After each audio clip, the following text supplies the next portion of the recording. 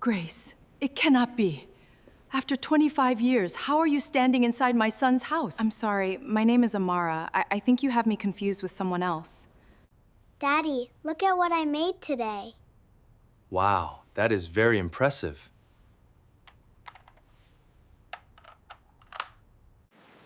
My mother chose silence. Daniel, not like this. You did it in our foyer. I can do it here. The marble floor of the Kwan estate had never felt so cold under Lauren Bradley's shoes. Her suitcase sat by the door, packed by someone else's hands while she was upstairs saying goodbye to a little girl who did not understand why. 6 members of the Kwan family stood in the grand foyer, watching her like a stranger who had wandered in off the street. Security waited 2 feet behind her for one word from Helen Kwan. "You have 30 seconds to leave my son's house," Helen said, her voice smooth and cold, the kind of cold that came from decades of never being questioned. "And you will not contact my granddaughter again." Lauren did not cry. She had promised herself long ago that she would never let anyone see her tears in a room that did not want them. She looked past Helen toward the staircase, where a small shadow disappeared behind the banister. Emma, 8 years old, hiding, watching the only person who had gotten her to speak again in over a year be thrown away like she meant nothing. Daniel Kwan stood near the window, jaw tight, hands in his pockets, saying nothing. That silence hurt more than anything his mother had said. If you have ever been underestimated by people who should have protected you, subscribe now, tap like, and tell me in the comments which city you are watching from tonight. This story is about to prove that the truth always finds its way home. 3 months earlier, Lauren had walked into this house with a single reference letter and a quiet promise to herself: do this job with everything she had. Emma had not spoken a full sentence since her mother died. The best specialists in Empire City had tried and failed. Lauren simply sat on the playroom floor every day for 2 weeks and waited, without asking for a single word. By the end of the second week, Emma whispered her first sentence to a stuffed rabbit, close enough for Lauren to hear it. "I miss my mommy's voice." Now Helen was accusing her of manipulation, of using a grieving child to get close to a rich, lonely man. "She has been feeding lies to my granddaughter," Helen told the family gathered in the foyer, loud enough for the staff to hear too. "I found her photograph in Daniel's study, on his desk. A woman who works for this family does not belong on his desk." It was not what it looked like. Emma had left it there herself days earlier, meaning nothing by it. Lauren did not know that yet. She only knew no one intended to ask her side before deciding her fate. Upstairs, hidden behind the banister, Emma pressed her hand against her chest, where a cream envelope sat tucked in her cardigan pocket, sealed with a small wax bluebird. Her mother had given it to her 14 months ago, in the hospital. During the last week, Emma remembered her strong enough to sit up in bed. "Keep this safe, my love," Sophia had whispered. "Do not let Grandma have it. Do not let anyone have it. Not until you know, in your heart, that the time is right." Emma had not understood the instructions then. She had only been 6. She understood them now. She watched Lauren's suitcase disappear through the front door, watched her father say nothing, and felt her small hand close tighter around the envelope in her pocket. Not yet, she told herself. But soon. Lauren had grown up in the foster system of Empire City, moved through 6 homes before 18, on one quiet belief: work hard, stay honest, never ask for more than you are given, and eventually you find a place you are allowed to stay. Daniel had never once made her feel like an employee in his own home. He asked about her day. He remembered the coffee shop she liked near the hospital where she used to work nights. He looked at her the way she had stopped hoping anyone ever would. In 4 days, the Kwan Horizon Legacy Gala would fill the Empire City Regency Ballroom with 300 guests and one specific guest of honor: Victoria Sinclair Park, whose family controlled the shipping routes Kwan Horizon needed to survive a hostile takeover. Helen had planned the introduction for weeks, proof to the board that the Kwan family was not weak, not vulnerable to attack. A woman who fed Emma breakfast and read her bedtime stories was never part of that plan. So Helen removed her. Cleanly. Publicly. Before anyone, including her own son, had time to object. Lauren made it as far as the end of the long gravel driveway before she heard footsteps behind her. "Lauren, wait." Daniel's voice cracked slightly on her name, like he was surprised to hear himself say it. She turned, gripping the handle of her suitcase so tightly her knuckles had gone pale. "Do not," she said quietly. "Do not chase me down just to say something that will make you feel better about staying silent in there." I did not know what to say. You did not need anything clever, Daniel. You needed one true thing. That I have never given you a single reason not to trust me. He stood there, and for the first time since she had met him, Daniel Kwan looked completely lost. Not the composed CEO who ran a billion-dollar company, but a man still carrying the weight of a wife he could not save. "After Sophia died," he said, "I promised myself I would never let this family get hurt by someone I misjudged again. My mother has protected this family since my father passed, and I owe her enough to hear her out before I burn the house down for someone I have known 3 months. 3 months where your daughter spoke her first full sentence in over a year," Lauren said. 3 months where your own housekeeper says she has seen you smile at breakfast for the first time since the funeral. If that is not enough for you to trust your own eyes, then you are right. I do not belong in that house." She walked away before he could answer. He let her go. It was the second time that night he chose silence, and it would not be the last time he regretted it. Before the truth changes everything, make sure you are subscribed so you never miss what happens next. Tap like if you already sense something bigger is coming, and comment below where you are watching from right now. 3 days passed. Emma stopped eating full meals. She stopped speaking above a whisper. She sat by the window for hours watching the driveway, waiting for a car that never came.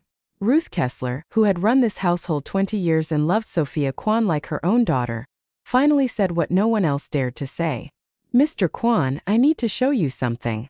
She led Daniel to Emma's room, where the little girl sat curled on her bed, clutching her knees. "She has been carrying something since her mother passed," Ruth said quietly. "I promised Mrs. Kwan I would never ask about it. She made me promise the same thing she made Emma promise, that it was Emma's decision alone, when the time was right." Daniel felt something cold settle in his chest. "What are you talking about, Ruth?" "Sophia knew she was running out of time, sir. In her last weeks she made quiet plans. One she never told you about, because she did not want you carrying one more thing to grieve." Daniel sat down slowly on his daughter's bed. Emma looked up at him, eyes red, her hand still pressed against her chest. "Everything is different now," Ruth said softly, watching father and daughter face each other for the first time in days. "You just do not know it yet." For the first time since his father died and left him a company, and a mother who never stopped running it like her own kingdom, Daniel made a decision without asking Helen's opinion. He called the board and postponed the strategy meeting, canceled his call with the Sinclair Park attorneys, and told his assistant to hold every call that was not about his daughter. When Helen found him in the hallway and asked what he thought he was doing, Daniel did not raise his voice. He did not need to. "I am listening to my daughter," he said. "Something I should have done 4 days ago, before I let you make a decision in my own home that I will regret for the rest of my life." Helen opened her mouth to respond. For the first time in longer than either could remember, she closed it again without a word. Daniel sat on the floor of Emma's playroom, the same spot Lauren used to sit, and waited the way Lauren had once taught him without either realizing it was a lesson. He asked nothing. He simply waited. After several long minutes, Emma reached into her cardigan pocket and pulled out the small cream envelope, its wax seal shaped like a bluebird, soft and worn from being held so many times. "Mommy gave me this," she whispered. "She said I would know when it was time. I think it is time now, Daddy. I think we lost her again because I waited too long." Daniel's hands trembled as he took the envelope. He recognized the seal instantly. Sophia had used it on every letter she ever wrote him, back when writing each other letters felt romantic instead of desperate. He had not seen that seal in 14 months. "You did not do anything wrong," he told his daughter, pulling her into his arms. "You kept a promise to your mother. That is one of the bravest things anyone in this family has done in a long time." Emma buried her face in his shoulder, and for the first time since the foyer, Daniel let himself feel exactly how badly he had failed the 2 people he loved most by staying silent. He broke the seal. The letter was 4 pages, written in Sophia's familiar, slanted handwriting, dated 1 week before she passed. Daniel had only read the first paragraph when Helen appeared in the doorway, her face pale, like she already knew exactly what he was holding. Daniel, put that down. Whatever that is, it is not meant for tonight. The gala starts in 6 hours. The board will be there. The Sinclair Park family will be there. You cannot. You knew about this. Daniel's voice was quiet, but it stopped his mother. You knew this existed, and let me stand in that foyer 4 days ago and watch a good woman get thrown out of my house without saying a word. Helen's silence was the only answer he needed. I need you to leave this room, Daniel said. I have 6 hours to fix something I should have never let happen in the first place, and I am not doing it quietly this time. For the first time in 20 years, Helen Kwan left a room in her son's house without getting the last word. What you are about to hear will change how you see everyone in this story. Subscribe now, tap like, and comment the city you are watching from because this next secret is the reason this story is going viral. Daniel read the rest of the letter alone, sitting beside his daughter, his hands shaking harder with every page. Sophia wrote it in her last week in the hospital, when the medication gave her only small windows of clear thought, about a night 4 years earlier when she was rushed in for a frightening complication, and Daniel was stuck in an airport, unable to reach her. 2 rooms down, a young nurse tending to a different patient's child noticed Sophia sitting alone and frightened outside imaging, sat with her for 20 minutes, held her hand, and talked to her like a person, not a chart number, until the fear passed. Sophia never learned her name. She only remembered her face and the gentleness in her voice. You are allowed to be scared. It does not mean you are not strong. 4 years later, too weak to interview candidates herself, Sophia reviewed resumes from her hospital bed and stopped cold on one face. She knew it instantly. Sophia insisted against every objection that this candidate be hired, refusing to explain why. She did not want anyone dismissing Lauren simply because a dying woman had a feeling she could not fully explain. The final page was addressed differently than the rest. Not to Daniel. To the woman who stays. If you are reading this, Sophia had written, it means you stayed long enough for my daughter to trust you completely, and long enough for my family to try to make you leave anyway. I am sorry for what they will put you through. I chose you before you ever knew my name. Please do not let them convince you that you were never wanted here. You were the first person I wanted. The Kwan Horizon Legacy Gala had never seen a moment like the one that happened at 8:17 that evening. Daniel walked into the ballroom of the Empire City Regency, past 300 guests, past the board members Helen had spent 6 months reassuring, past Victoria Sinclair Park standing beside her father, and did not stop. He walked straight to the microphone meant for his mother's welcome speech. Before tonight continues, he said, his voice steady across the silent ballroom, my family owes an explanation. 4 days ago, in front of some of the people in this room, my mother removed a woman from our home and accused her of things that were never true.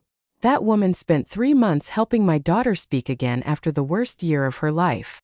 My late wife chose her personally, before Emma was ever placed in her care, because of one act of kindness in a hospital hallway 4 years ago that none of us knew until tonight.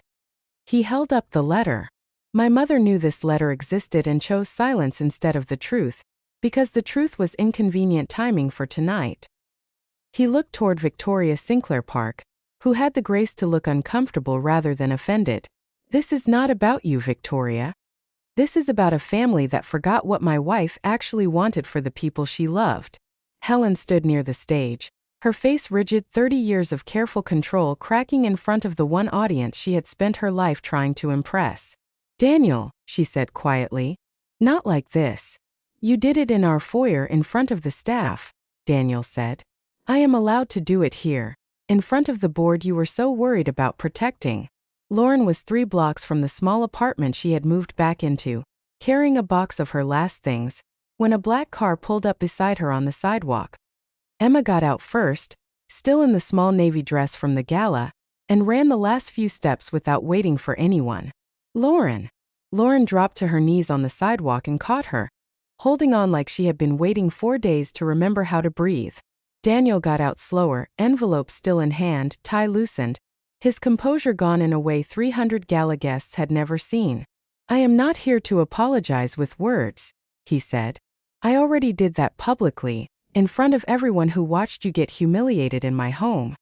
I am here because my daughter has something to say, And because I need you to know my wife chose you before any of us had the sense to see what she saw. Emma looked up at Lauren, her hand still holding a corner of the envelope. Mommy said you would come back to us, she said. I did not believe her at first. But she was right about everything else. Lauren looked at Daniel over Emma's head. And for the first time since the foyer, let herself cry in front of people who actually wanted her there. I am not asking you to come back to a job, Daniel said quietly. I am asking you to let us be the family my wife already decided you belong to. Lauren reached for his hand. She did not let go. 6 weeks later, the Kwan estate looked different. Not because anything had been rebuilt, but because something had finally been allowed to settle. Helen still ran her foundation with the same precision she always had, but now she came early to Emma's Sunday breakfasts, and no longer needed the last word with her son. Lauren still made Emma's breakfast most mornings. Not because anyone required it of her, but because it was still her favorite part of the day. On the study mantel beside a photograph of Sophia, sat a small cream envelope, empty now, its bluebird seal broken but never thrown away. A quiet reminder that the people who love us most sometimes plan further ahead than we ever give them credit for. Family is not always the one that raises you. Sometimes it is the one that chooses you back long after everyone else already made up their mind. If this story moved you, that is exactly why we make them. Subscribe to Empire City Romance Stories for more stories like Lauren's. Like this video, tell us in the comments what you would have done in her place, and turn on notifications so you never miss the next story. Thank you for watching. We will see you in the next one.